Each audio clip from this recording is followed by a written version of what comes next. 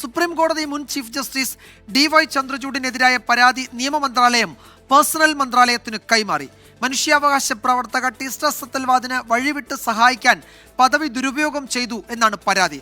ഹൈക്കോടതി മുൻ ജഡ്ജി മഹേഷ് കുമാർ രാഷ്ട്രപതിക്ക് നൽകിയ പരാതിയിലാണ് ഈ നീക്കം. ബൽറാം നെടുങ്ങാടി ഡൽഹിയിൽ നിന്ന് വിവരങ്ങൾ നൽകും. ബൽറാം, എന്തൊക്കെയാണ് ഇനിയുള്ള നടപടികൾ? ഇതിപ്പോൾ അന്വേഷണം, CBI അന്വേഷണം ആവശ്യപ്പെട്ടാണല്ലോ ഈ പരാതി നൽകിയിരിക്കുന്നത്. അതിൽ തുടർ നടപടി ഉണ്ടാകുമെന്നാണോ നമ്മൾ കരുതേണ്ടത്? വിജയകുമാർ, ഒരു അസാധാരണ സാഹചര്യമാണ് ഉണ്ടായിരിക്കുന്നത് എന്നതുകൊണ്ട് തന്നെ തുടർ നടപടികൾ എന്നുള്ളത് വലിയ നിയമ കൂടിയാലോചനകൾക്ക് ശേഷമായിരിക്കും ഈ വിഷയത്തിൽ സാധ്യമാകുക. ഈ മുൻ ഹൈക്കോടതി ജഡ്ജി ആണ് ഈ വിഷയത്തിൽ സുപ്രീം കോടതി മുൻ ചീഫ് ജസ്റ്റിസിനെതിരെ ഇത്തരത്തിൽ പരാതി നൽകിയിരിക്കുന്നത്. മുൻപ് ഇത്തരത്തിൽ ഒരു പരാതിയോ ഒരു അന്വേഷണമോ ഉണ്ടാകേണ്ട സാഹചര്യം ഉണ്ടായിട്ടില്ല എന്നുള്ളത് തന്നെയാണ് നിയമവിദഗ്ധർക്ക് മുന്നിലുള്ള ഒരു പ്രധാന പ്രതിസന്ധി എന്നുള്ളത്. ഈ പരാതി എന്തായാലും നിയമ മന്ത്രാലയം പേഴ്സണൽ മന്ത്രാലയത്തിന് കൈമാറിയിട്ടുണ്ട്. തുടർ നടപടികൾക്കായി വിഷയത്തിൽ CBI അന്വേഷണം അടക്കമുള്ള കാര്യങ്ങളിൽ പേഴ്സണൽ മന്ത്രാലയം നിയമവിദഗ്ധരുമായി കൂടിയാലോചന നടത്തിയ ശേഷമായിരിക്കും തീരുമാനം എടുക്കുക. ആന്ധ്ര ഹൈക്കോടതിയിൽ നിന്നും വിരമിച്ച ജഡ്ജി രാകേഷ് കുമാറാണ് ഈ പരാതിക്കാരൻ എന്നുള്ളത്.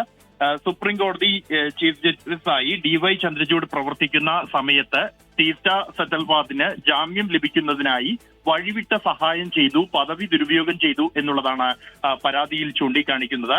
2024 നവംബർ 8 ഈ പരാതി രാഷ്ട്രപതി ദ്രൗപദി മുർമുവിന് നൽകിയിരിക്കുന്നത്. ഈ പരാതിയിൽ ചൂണ്ടിക്കാണിച്ചിരിക്കുന്ന തീയതി എന്നുള്ളത് 2023 ജൂലൈ 1 ടീസ്റ്റർ സത്തൽവാദ് അറസ്റ്റിലാവുകയും തുടർന്ന് ജാമ്യത്തിനായി സെഷൻസ് കോടതിയെ സമീപിച്ച് സെഷൻസ് കോടതി ജാമ്യം തള്ളി.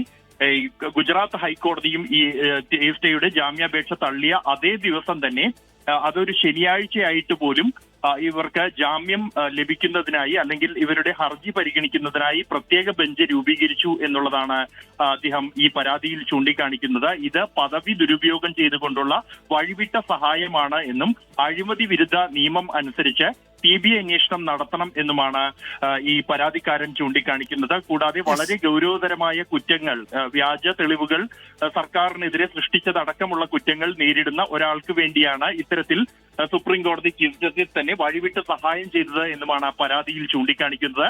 എന്തായാലും ഇപ്പോൾ ഈ പരാതി പേഴ്സണൽ മന്ത്രാലയത്തിന് മുന്നിലാണ്. തുടർ നടപടികൾ സ്വീകരിക്കേണ്ടത് പേഴ്സണൽ മന്ത്രാലയമാണ്. വിജയകുമാർ.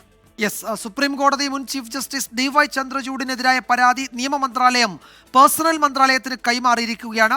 ടീസ്റ്റർ സത്തൽവാദിന് ജാമ്യം ലഭിക്കാൻ ചട്ടവിരുദ്ധമായി ഇടപെട്ടു എന്നതാണ് പരാതിയിൽ പറയുന്നത്. ഹൈക്കോടതി മുൻ ജഡ്ജി മഹേഷ് കുമാർ രാഷ്ട്രപതിക്ക് നൽകിയ പരാതിയിലാണ് നടപടി. അസാധാരണ സാഹചര്യമാണ്, കീഴ്വഴക്കങ്ങളില്ലാത്തതുകൊണ്ട് ഇതിലെന്ത് തുടർ നടപടി ഉണ്ടാകുമെന്നതിൽ നിയമവിദഗ്ധർക്കിടയിൽ പോലും ഒരു ധാരണയില്ല എന്നാണ് ഞങ്ങളുടെ ഡൽഹി ബ്യൂറോ റിപ്പോർട്ട് ചെയ്യുന്നത്. ബൽറാം നെടുങ്ങാടിയാണ് വിശദാംശങ്ങൾ നൽകിയത്.